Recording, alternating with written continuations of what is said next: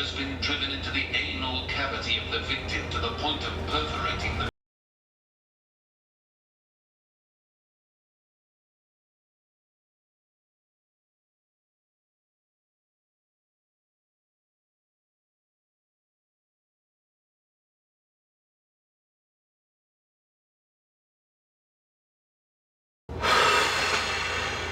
I think I need a drink after reading that shit. Okay, welcome back, everybody. So I just finished Dark Age. I think my brain stopped working a little bit there. So Dark Age is the 5th book in the Red Rising series. It is book 2 of the second trilogy, and I believe book 6 comes out sometime next year, hopefully. I don't know. Pierce Brown put out 5 books in 6 years, so based on that pace, I'm guessing like midsummer of next year, maybe book 6 will come out. So Dark Age, though, obviously takes place immediately after Iron Gold ended. So this book is the most grim darkiness that ever grim-darked. This was probably one of the darkest, most violent, grotesque books that I've ever read. And whereas previous books in this series kind of balanced the grimdark nature of what these books were becoming with humor and friendship and our characters doing great things and winning victories, this book throws all that out the window and just says, nope, here's 800 pages of just horrible, horrible crap happening. I don't say this in jest, that this book does a few things that I don't even think you see in other grimdark titles, even from Joe Abercrombie, who's Lord Grimdark. And there were a few times in this book where I just thought, Pierce Brown, man, what happened to you as a child? What is wrong with you? Now, as the title would suggest, Dark Age pretty much sums up what this book is about. So this takes place immediately after Iron Gold. So if you have not read Iron Gold, I don't know why you're watching a review for the 5th book of a series, but here we are. So Dark Age immediately goes back to the multi-POV from Iron Gold. So obviously you still have Darrow, Lyria, Ephraim, and Lysander. But also you get Virginia chapters in this, which is super cool. So I loved seeing a POV chapter from her because we haven't gotten any of that in this entire series. So I thought that was great. Let's see what I can say about this without spoiling it. So I think the spoiler-free part of this is going to be relatively short because so much crap happens in this book that I think I need to talk about it in a spoiler chat. So spoiler-free, I can honestly say that from what started out as a sort of Hunger Games in space book with Red Rising book 1, and then progressively getting darker and bleaker since book 2. This, I did not expect it to get quite as grim and bleak and violent as it did in this book. There's some really dark shit that happens in this book, man. Lots and lots of war. There's tons of just depressing situations that the characters find themselves in. There's tons of gore, like explicitly detailed gore written by Pierce Brown. The violence is at an 11. Everyone is just terrible. The villains, they seem to be breeding because there's more of them in this book than ever have been in any of the other books in the series. Don't get me wrong, I did enjoy this book, but it is long and it has a lot of terrible, terrible things happening for most of the book, and that can be hard to get through. I could totally understand why some people don't like this book at all. I personally did like it a lot. I rated it 4 out of 5 on Goodreads because I still thoroughly enjoyed it. I love my characters in these books, but god damn was this dark. Now, continuing from one of my critiques from Iron Gold is that since Pierce decided to split the second trilogy into multiple POVs, it took its time kind of world building and seeing these different perspectives and introducing you to these characters in these different parts of the world. And with that, it slowed the pacing down of Iron Gold a good amount. And while that still had a decent amount of grimdark elements to it, there was a lot of intrigue and politicking and still some triumphant moments for our characters, while definitely leaning into that, like, crap is getting really bad for these people. And then he turned up the scale on that for Dark Age, where everything's terrible. The pacing felt a little off because the book was so long, and it's gotten so big now that, like, you go from the original trilogy that was not streamlined but more condensed, and while it expanded its scope in Golden Sun and Morningstar, it had a coherent through line. Like, spoiler if you haven't read the first trilogy, their entire plot was the rising and overthrowing the Gold Society. Like, that was their plan.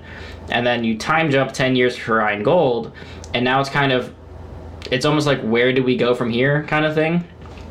And with that, like, I'm still enjoying it, but I could definitely see there's a lot of chapters in this book, and I thought so in Iron Gold as well. So Iron Gold, I didn't like Lyria or Ephraim's chapters pretty much at all, and I didn't like Lysander as a character just because you know he's going to be a villain. And with that, in Dark Age, how do I want to put this? I was more interested in Lyria as a character in Dark Age because I think she grows a lot and she gets a lot more screen time. And I loved Virginia's chapters, as few as there were. I still didn't like Ephraim. A lot of people said they loved Ephraim even in Iron Gold. I did not like his character at all. I thought his chapters were pretty useless and boring, and a lot of that continued in this, even with his involvement with other characters. I just didn't care that much, and that did change later in the book, but I don't know, I feel like this book didn't need to be quite as long as it was. I mean, it's 750 whatever pages it was. I feel like it could have been around that 600 mark, and that would have been perfect for this, because there's a whole lot of stuff going on. Like, so many different planets, so many different factions. He's introducing new characters, introducing new villains.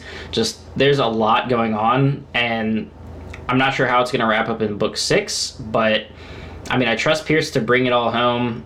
I loved the first trilogy so much, and I liked Iron Gold, and I liked this book.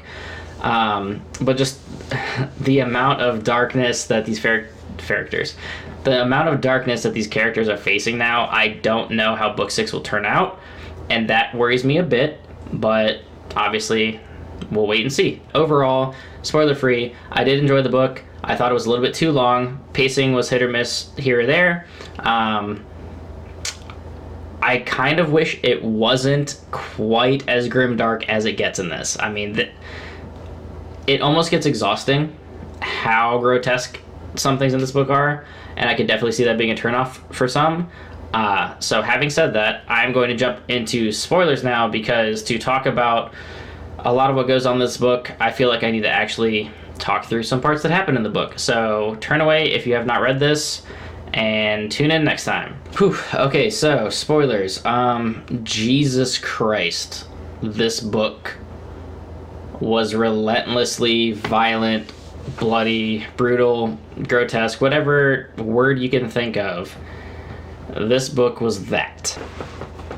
So starting out, I had high hopes based on the way that Iron Gold ended, because you knew it was going to be dark, right? Like, you knew Pax and Electra had been taken, you knew that Virginia was fighting to keep the Republic stable, and you knew that Darrow was kind of going off on his own, basically, to Mercury, trying to get there in time before Atlantia destroyed their fleet. So the way that the book started, I was like, okay, like, it's still pretty grim. He gets there, he's been hiding out in the wreckage, him and Alexander have a plan, cool, like, they'll probably get down to Mercury, they'll fight a huge battle, a couple of people will die, they'll get out fine. And a lot of the best parts of this book, in my opinion, were on Mercury. But having said that, there's just a lot of violence in this book. And I don't mind violence, but this almost took it too far sometimes, just in the sheer amount of it. It was almost like Pierce loved that more than the rest of the plot going on in the book, which, like, I kind of understand there's a loose plot so there's multiple plots, let me put it that way. So you have Virginia trying to act as the sovereign and hold the Republic together. You have her trying to retake the throne, and he wants to make Golds better, but they're terrible, and they're not going to be better. Darrow is still trying to kill off the rest of, his enemies so that they can rule. and not have golds at the top. And then you have the Ascamani tribe with Volsung Fa that come in and just start wrecking shit. And you have Apollonius come back off of Venus, which I didn't expect him to make an appearance that quickly, honestly. I don't know why he was on Mercury following Lysander around. That was kind of, I don't know, maybe I missed something. And I'm going to be bouncing around all over the place, so I apologize. But as these thoughts come to me, I'm just going to spit them out. Obviously, we knew that the Rim was going to get involved in this fight because of what Darrow did, right? But they're not in this book. Like, Diomedes and, what is her name? Seraphina go with Lysander to Atlantia and say, like, we're going to fight with you. And then Seraphina goes down and dies. Like, she gets her body shredded in half, and you don't see Diomedes or anyone from the Rim the entire book. You hear about it at the very end of the book that Earth has fallen and the Rim and Atlantia were attacking them. Why weren't they in this book? There's almost 800 pages in this book and the Rim wasn't even in it. So that surprised me. But back to just the sheer amount of violence. So Volsung Fa is taking his Vikings fanboyishness to like a 30 on a scale of 10. Like, this man blood eagles Sephi. He rips Ephraim's heart out and eats it. Like, I was so lost on the, like, who is this character? It's almost cartoonish, like how evil and brutish he is, that he would even exist in this world. It almost seems odd to me. He's almost like a fantasy monster. So I don't really care for his character all that much. And then when he takes over the Obsidians, they just kind of wreck a bunch of shit and fuck off. I assume he's going to play a big role in the next book, because I don't know how Darrow and them are going to survive the next book with everything that they're facing. You have, between what happens on Mercury, what happens at the Senate, like, they have no allies left. And you have the Rim and the Society, you have Apollonius all banding together to eradicate the Rising, and then you just have the Ascamani out on the Kuiper belt, or however you say it. So unless they just start picking off Lysander and them, I don't know how book 6 is even going to go, because this book was nothing but like small victories for some characters and then just crushing defeat. Like, Virginia finally gets POV chapters, and her entire thing is setting up to, okay, she's overthrowing the Syndicate, she gets Dancer on her side, Severo's there, like, they've got this whole plan, they're gonna, vote in the Senate, they've got Dancer and the Vox Populi to vote with them so that they can go save Darrow on Mercury. Lo and behold, the Syndicate poison the Vox Populi, they turn almost instantly, seemingly, the entire city into this riot, and they just butcher Daxo, cut his head off, they butcher Mustang, she's almost dead, and then what the fuck, Adrius comes back, and, oh, just kidding, I had planned this whole thing that in case I died, I had my DNA frozen, and Lilith, by the way, somehow miraculously got off the ship in time, and then artificially inseminated my DNA inside of her and grew a clone of me, and now I'm a 10-year-old kid with memories of Adrian. I was just like, it was kind of a cool reveal that he's back, but at the same time, I'm just, what is this 4D chess bullshit of you knew that you were gonna die and you had your DNA stored somewhere with all your memories and holotape so that you could remember who you were? Like, sure, I buy it, it's kind of cool, but like, why bring back the Jackal if he's not going to be the villain again? Because you have Lysander, you have Atlantia, you have Ajax, you have Volsung Fa, you have the Rim, you have the Fear Knight still alive. Like, I'm probably missing people. Lilith is still alive. Like, they killed the Red Hand because they're just kind of like the garbage tier bad guys, but like, there's so many villains now, I don't know what's left for our characters. Like, Severo was barely in this book, and that makes me mad because he's my favorite character. They killed some more Howlers, like they melted Min Min and whoever else in that wolf statue. Ephraim finally started getting cool, in my opinion, which I didn't like any of his chapters. And then as soon as I started liking him, he goes back to Sephi, and I was like, okay, so he's clearly gonna die. Like, he knows he's gonna die, and he still tries to escape, but like, I knew he was gonna die, so he dies. I'm like, all right, cool. I started to like you, now you're dead. I loved that Lyria, infiltrated the Red Hand and overthrew them in a night, basically, freed Victra, got Volga out, and they just destroyed all of them, threw Harmony into a pit viper pit. But speaking of Victra, like, was it really necessary to bolt her newborn baby to a tree? Like, I understand that it's grimdark, but, like, why? Like, I just don't understand. Speaking of grimdark, just, like, the detail and time spent on the amount of gore and intestines and insides spilling out on people, like when Darrow and them are fighting in Heliopolis and the horses are trampling them and they hold up their razors and they're just like gutting all these horses and just buckets of inside just gushing on them, and he's just talking about it. I'm just like, I should have known. The chapter was called Meat Straw. I should have seen it coming, but it was just like, dude, I get it. Like, you don't have to just keep being disgusting in every single battle. Alexander's death pissed me off because I knew it was going to happen, and if a lot of other terrible things didn't happen in this book, I feel like that would have impacted me a little bit more, because it made sense in this world that, like, Lysander is desperate. He's trying to get out. He's trying to be honorable, but he knows he can't 1v1 Alexander. So he just says, sorry, I don't have the time. Bop. Shoots him in the head. That kind of death makes sense in a grimdark universe, but I could have done without paragraphs of explaining, like, Sephi getting red eagled, or horses having their insides torn out, or multiple people getting their faces burned off, or their arms cut off, their ears cut off, which, by the way, all these people live through this. It doesn't make any sense. So there is a lot of, not even Deus Ex Machina, it's like people just survived, just beyond anything that they should have. Even when Mustang escapes and she's like grievously wounded, but she makes it to a little medical tent and is able to keep herself alive. I'm glad she's alive, but, like, don't have Lilith hack her to pieces on her way out and then her bleeding out and be like, oh, no, I'm actually safe. Like, just some of that just felt bad to me. I feel like I'm dogging this book a lot now that I'm talking about it, and maybe I like it less than I actually thought I did, but I did overall enjoy this book. I just don't understand, like, just the level of dark and bleak that this got. It almost took everything else out of the plot, and just everything is terrible. I don't understand that. I don't understand, especially with Mercury. So, like, and here's where I struggle. Mercury had one of the coolest battle scenes that I've read in the series, in my opinion, when they unleashed the Storm Gods and Lysander and the Love Knight. I can't remember her name. Crap.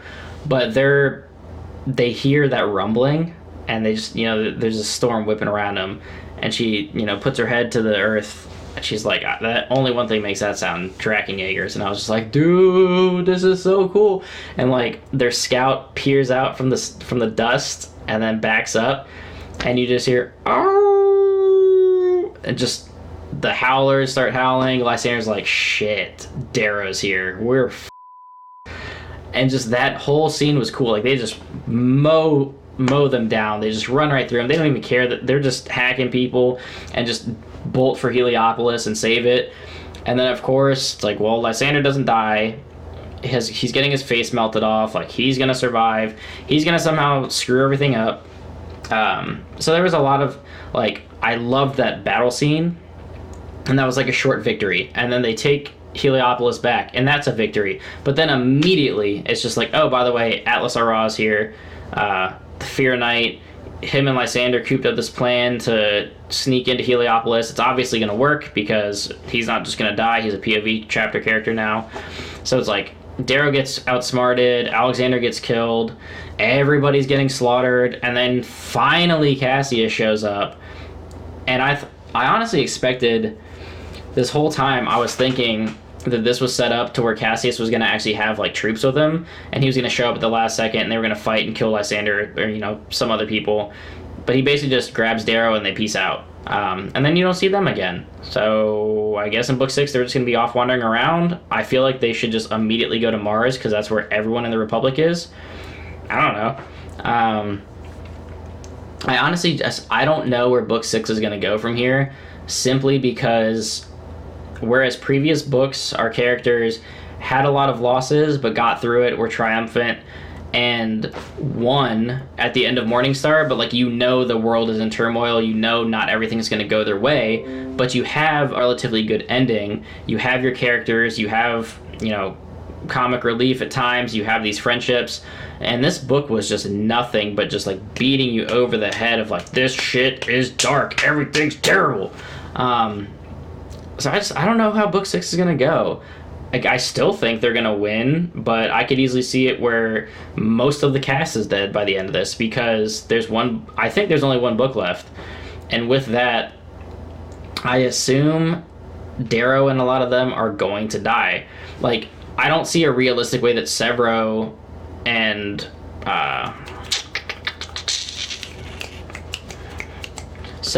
Pebble and Clown, is that even, I don't know how they get out from Adrius and them holding him now, because they have them captured in the Republic. Like, he's threatening Severo with the Pandemonium chair, or whatever the spike was that Virginia, I guess, improved on to wipe his memory, because he just wants to mess with them and send him back to Victra as someone who's not Severo. So I don't know if he's actually going to go through with that and he'll escape, or if he's just going to get killed outright, because I feel like he has to get killed at this point. I don't know how he gets out of this. I don't know what... Darrow has a razor through his lungs. And he's on a ship with Cassius. Like, I guess he's going to survive, but, like, I'm just so confused as to what book 6 is going to happen. They're outnumbered. They have, like, 4 different armies that are going to go up against them now. Unless Lysander ends up, like, turncoating on Atlantia because she helped kill his parents, and he found out that, like, his parents were killed by Octavia. No one would even forgive Lysander at this point. If he came to Darrow and was like, hey, let's fight Atlantia, he'd be like, so, I don't know. Everyone's terrible. The villains are winning way too much. There was so much grimdark, bloody goriness in this book. I'm just not sure where book 6 is going to go. So, yeah. Let me know what you guys thought. I know it doesn't sound like I enjoyed this book. I did, but thinking about it, oh my god, it was bleak, man.